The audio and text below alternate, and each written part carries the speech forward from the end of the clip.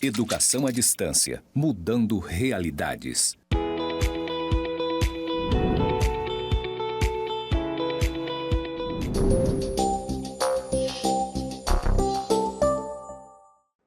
Olá, eu sou a professora Denise Tontiucci e essa é a disciplina de Economia e Mercado.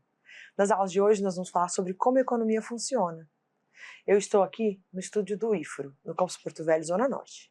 Atrás de mim tem uma tela branca com alguns pontos conectados.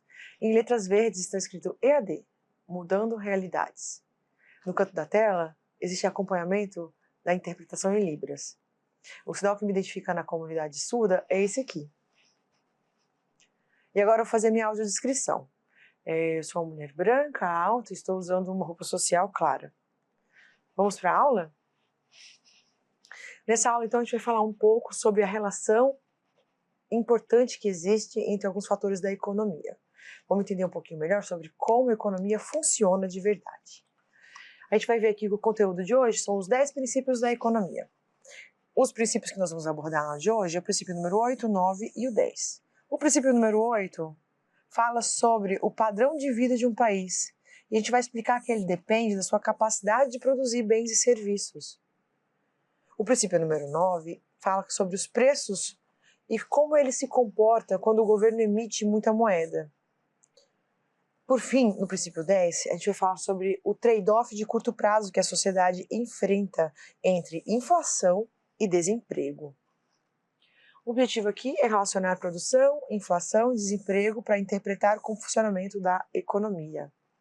Todo esse conteúdo faz parte dos 10 princípios da economia do professor Gregory Mankiw, que é o professor de economia de Harvard, que organizou aí no seu manual de introdução à economia alguns princípios que vão ser produzidos em diferentes momentos do tempo, alguns muito mais antigos, outros muito mais contemporâneos, mas que ele organizou em 3 grandes grupos sobre como as pessoas tomam decisões, que nós vimos na aula 3, como as pessoas interagem na economia, vimos na aula 4, e agora na aula 5 nós vamos falar sobre como a economia funciona, com esses princípios que vamos abordar aqui agora. Os princípios discutidos nessa unidade vão nos levar a uma reflexão sobre o que é riqueza e do que é que depende o padrão de vida de um país. Vamos entender também como o governo pode causar inflação e como isso é ruim para a população. Por fim, vamos analisar as relações que existem entre o desemprego e a inflação. Começamos com o princípio número 8, o padrão de vida de um país depende da sua capacidade de produzir bens e serviços. Adam Smith criou assim, essa grande revelação para a gente sobre o que é realmente riqueza na economia, modificou os rumos da economia mundial mesmo, de como a gente pensar. É muito interessante, se a gente lê os clássicos, assim, a gente vê Hume, que é um filósofo que faz um pensamento muito mais clássico, ele fala sobre riquezas, são bem um conceito mercantilista, de pedras preciosas, minerais, ouro, prata, e essa ideia de que a riqueza estava num lugar e você podia ir lá e buscar. A gente ainda vê isso hoje em dia. Hoje em dia a riqueza, nesse sentido, construída como um patrimônio mineral, natural, a gente vê muito como óleo, petróleo. O país que produz petróleo sendo invadido por uma grande nação, no sentido de que eu vou invadir aquele país e eu vou lá pegar essa riqueza. Isso ainda existe, não é uma coisa que perdeu totalmente seu conceito. Só que a gente também entende uma forma mais sofisticada de produção de riqueza, que é isso que estuda o Adam Smith.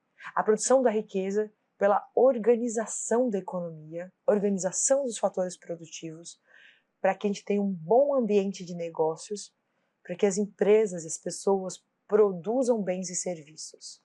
Isso que a gente vai ver, que a compreensão da riqueza econômica para Adam Smith tem a ver com a indagação sobre qual a causa da riqueza das nações, e ele fala que a riqueza econômica, como a produção de bens e serviços, é o que inicia o período econômico contemporâneo, a economia contemporânea que a gente estuda hoje. Até então, as escolas mercantilistas, por exemplo, entendiam riqueza como pedras, metais preciosos. No mundo do dinheiro, que é o papel moeda, substitui as moedas de ouro. O que é riqueza? Eu digo isso porque o dinheiro, o papel que a gente tem, notas de R$1, nada mais é do que um papel que o Banco Central imprime. Aquilo ali não tem valor por si só. O único valor daquilo é o que aquele dinheiro é capaz de comprar. Né? Eu faço para você a pergunta, o que você faria se você ganhasse R$10.000 hoje? A resposta normalmente para essa pergunta é consumir. vou consumir bens, vou consumir serviços. E isso mostra pra gente que a riqueza, se ela fosse dinheiro, a gente não precisava consumir nada. O país podia simplesmente imprimir um monte de dinheiro e distribuir para toda a população. O governo tem a máquina de imprimir dinheiro, tem o papel, tem a tinta. Por que ele não imprime dinheiro à vontade? Porque dinheiro não é algo desejado pelas pessoas. Eu vou repetir essa frase, porque essa frase ela parece ser chocante, parece que eu estou, sei lá, falando uma coisa que não é economia, mas é economia. Vou falar de novo, tá? Porque dinheiro não é algo desejado pelas pessoas. Tô falando pessoa, quer dizer você não quer dinheiro, você não gosta de dinheiro. O que a gente gosta é uma coisa que o dinheiro proporciona, que é consumir. Mas o dinheiro nem sempre proporciona consumir. Só que o que a gente quer sempre é consumir. E produtividade é muito mais difícil do que produzir dinheiro. A gente vê isso, que a gente só consegue consumir o que a gente produz. E o Brasil tem uma dificuldade muito grande de aumentar a sua produtividade. Você vê, a gente está aqui num gráfico que mostra uma realidade de quase 30 anos e como o Brasil tem dificuldade nesse período de aumentar a produtividade média do seu trabalhador. A produtividade do trabalhador em R$ 1.000 anual, no Brasil, ajustada, ainda é em torno de R$ 60.000, em valores ajustados para valores atuais de hoje. E a gente só precisa produzir mais para ter mais riqueza, que já leva a gente para entender que a produtividade do país aumenta por meio do progresso tecnológico. E isso acontece quando os trabalhadores se qualificam mais e quando as ferramentas e os métodos de trabalho evoluem. Por exemplo, com máquinas, equipamentos melhores, ou com métodos ou linha de produção fordista, ou sistema taylorista, entre outros sistemas. Moeda não é riqueza. E isso vai levar a gente para o princípio número 9. Os preços sobem quando o governo emite moeda demais. Na teoria ortodoxa, o único papel da moeda é facilitar as trocas entre as pessoas. Você, por exemplo, pode trabalhar no emprego, receber o salário e com esse salário pagar a sua moradia, pelo seu alimento, o seu transporte, entre outras coisas. Você paga o que consome com o seu trabalho. A moeda só ajuda na transação. Ela só faz quebrar o dinheiro e fazer girar troco. Cabe ao governo imprimir moeda. Dizemos que o governo tem um monopólio da emissão do papel moeda. Para o mercado funcionar bem, a moeda tem que existir na medida que existem bens e serviços. Se a produção de bens e serviços aumentar, a quantidade de moeda tem que aumentar na mesma proporção. A inflação ocorre quando o governo produz mais moedas do que é necessário, ou seja, mais moedas do que o aumento da produção de bens e serviços. O excesso de moeda é o que provoca a desvalorização do dinheiro. A inflação é a desvalorização do dinheiro. Emitir moeda demais gera inflação. Os preços sobem quando o governo emite moeda demais. Emitir moeda demais gera inflação. É a mesma coisa. São duas frases falando a mesma coisa. Inflação é um aumento geral e contínuo do nível de preços. Ela desestabiliza o planejamento das empresas e empobrece as famílias. Cabe ao governo controlar a inflação para melhorar a desigualdade social e a possibilidade de crescimento econômico. Porque a inflação, gente, ela atrapalha as estruturas sociais, porque ela é sempre pior para os mais pobres.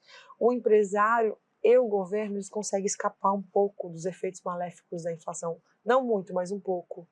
Mas os assalariados, os rentistas, quem vive pensionista, aposentado, fica mais pobre e empobrece, então aumenta a desigualdade social. Além disso, a inflação atrapalha o crescimento no futuro, porque ela atrapalha o planejamento das empresas. Imagina, se os preços você não sabe quanto você vai pagar pelo estoque, como você vai manter a sua empresa funcionando, como você não vai para falência, atrapalha as compras de longo prazo das famílias. E a gente chega no último princípio que a gente vai estudar hoje, princípio número 10, a sociedade enfrenta um trade-off, uma escolha de curto prazo, no momento imediato, poucos meses, poucos anos, entre inflação e desemprego.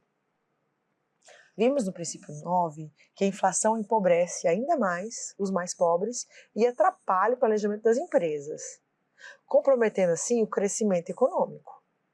Se a inflação é tão ruim, porque tantos governos adotam uma política inflacionária. Por que o Brasil tem problema de inflação sempre?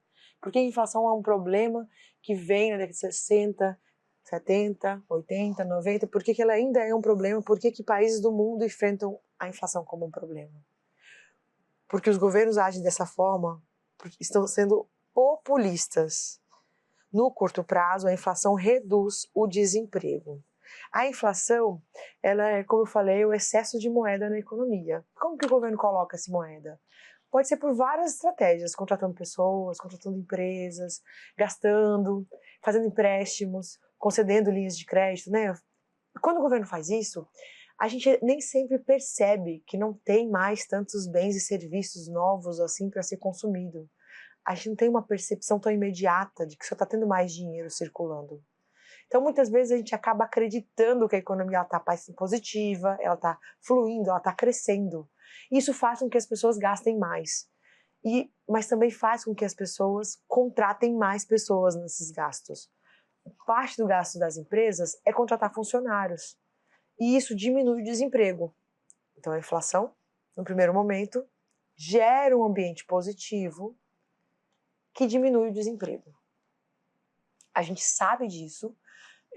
Isso foi usado, por exemplo, na época da pandemia, por quase todos os países que injetaram dinheiro nas suas economias, geraram inflação que a gente está sofrendo até hoje, mas que também seguraram um pouco a onda do desemprego, porque a gente estava tendo uma ameaça muito grande de desemprego naquele momento. Naquele momento me parece muito justificável tudo isso. Agora, em outros momentos, isso aí tem que ser usado com muita cautela. Os governos populistas assim, são muito levados a fazer ações que vão gerar um cenário inflacionário. E a inflação, ela sempre é uma doença dentro da economia. Ela apodrece a capacidade de crescimento da economia, ela apodrece a estrutura da economia, porque atrapalha a racionalidade do consumo das famílias. Para uma família fica muito mais difícil pensar, eu vou reformar, vou juntar um dinheiro para no final do ano fazer uma reforma aqui em casa. Você junta dinheiro. Quando chega a hora de comprar, aquele dinheiro já não compra os itens de fazer a reforma. Então você perde a racionalidade da poupança, do investimento, do consumo de longo prazo. E pior ainda para as empresas, que perde o controle do seu caixa, não consegue repor estoques, acaba tendo dificuldade para honrar seus compromissos e leva à falência. Então, todo o potencial de crescimento econômico de uma sociedade. Se uma economia quer crescer ao longo prazo, quer crescer ao longo do tempo, por muitos anos, se ela quer ser saudável, ela tem que controlar o nível de inflação. Para fazer isso, ela às vezes tem que aceitar um nível de desemprego muito alto. Foi o que o Brasil fez na década de 90, quando a gente realmente conseguiu controlar a inflação, que vinha num patamar assim, de hiperinflação na década de 80, e foi uma década marcada por muito desemprego. Hoje em dia a gente não tem uma inflação tão descontrolada como a gente já teve no passado. O Brasil trabalha em patamares aí pelo menos de no máximo, né, um dígito, a inflação dificilmente passa de 9%. Um dígito que a gente fala de 1 a 9%. E aí isso já é uma coisa muito mais controlada, a inflação no Brasil fica em torno aí de 4 a 8% nos últimos anos. Mas mesmo assim, existem muitas políticas que são feitas para manter a inflação nesse patamar. E principalmente tem que ser feito muito controle dos gastos públicos e controle do excesso do dinheiro que está entrando na economia, para a gente evitar que um novo cenário de inflação vai gerar aí muito pouco desemprego, mas por fim vai ter muita inflação e isso vai destruir a potencialidade de crescimento da economia no longo prazo. Eu sei que são duas coisas ruins, né? Inflação é horrível, desemprego é horrível, e a gente tem que escolher aí, manter um equilíbrio entre essas duas partes bem difíceis da economia. E o desemprego também é terrível. Se ele fica muito alto, você não tem padrão de consumo dentro da sociedade, as empresas não reagem, elas vão para falência. Além da questão moral ligada ao desemprego, que você está falando de fome, miséria, desigualdade, que são coisas terríveis na economia também. Então, quando a economia passa por um momento de crise, um momento muito difícil, tem que ser olhado com muito cuidado, com muita parcimônia, assim, o peso dessas duas questões que o governo escolhe adaptar. Ele escolhe um pouquinho mais de inflação, um pouquinho mais de desemprego, porque não tem como se livrar dos dois ao mesmo tempo com muita facilidade. É muito difícil atacar esses dois problemas na economia, porque eles dependem dos mesmos fatores para serem gerados, para serem produzidos. O exemplo disso, como eu disse, é a pandemia, que a gente aceitou um pouco mais de inflação para vencer o desemprego que estava ameaçando de ser gigantesco naquele momento. Então, momentos menos críticos merecem atenção maior para essa solução. Vamos seguir para o slide, a gente fala que o aumento da moeda em circulação confunde as pessoas, elas não conseguem identificar rapidamente se está havendo um aumento na produção de bens e serviços, ou se é somente a moeda que está aumentando. Chega a moeda e vem com ela o desejo de consumir, isso aquece o mercado aquecido gera contratações, no entanto, esse movimento não é sustentável.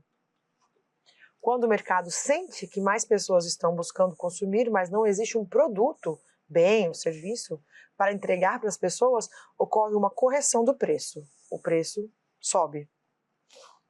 A inflação agrada os governos no curto prazo, por dois motivos. Reduz o desemprego e aumenta relativamente a arrecadação dos estados, por meio do que chamamos de tributo inflacionário. A inflação gera instabilidade econômica, insegurança para investir, baixos investimentos, menos postos de trabalho são gerados, o que vai gerar mais desemprego. E esse é o efeito da inflação no longo prazo, gerar mais desemprego. Então você acaba tendo um cenário com inflação e com desemprego no longo prazo. No longo prazo, os efeitos positivos da inflação sobre o desemprego vai diminuindo até não ter mais efeito nenhum. Mas a inflação continua existindo, só que o desemprego começa a subir junto. A inflação gera instabilidade macroeconômica. Isso gera insegurança para investir, que culmina em baixos investimentos, baixo número de empregos gerados e assim por diante. Por que eu falo assim, são duas coisas tão erradas, né? Tão ruins, né? Inflação e desemprego. Por que a gente economista fala controla a inflação? Não é o desemprego, é a inflação. Porque se você decidir, se o governo decidir, não, deixa a inflação subir, vamos controlar só o desemprego, deixa o desemprego lá embaixo, vai ter uma hora que essa política não vai funcionar mais. A inflação atrapalha tanto o planejamento das empresas, que vai ter uma hora que mesmo com a inflação, você não consegue mais sustentar o desemprego baixo. E você começa a ter as duas coisas subindo ao mesmo tempo. Muita inflação e muito desemprego. E aí é o pior cenário de todos. Por isso que a gente tem que ter medo de políticas que prometem reduzir desemprego gerando inflação. É até uma coisa triste, que é moral, né? Falar contra isso, políticas que estão indo contra o desemprego, porque o desemprego gera questões sociais tão terríveis para a nossa sociedade. Só que escolher a inflação por um pouco período e falar, não, bobagem, a gente só ganhou dinheiro quando estava tendo inflação. É escolher no futuro ter os dois problemas acontecendo ao mesmo tempo, inflação e desemprego. Assim a gente termina nossa aula, agradeço vocês que ficaram até aqui. A gente conclui assim a parte teórica da disciplina e na aula vocês vão falar um pouquinho mais sobre a economia do estado de Rondônia. Vejo vocês lá.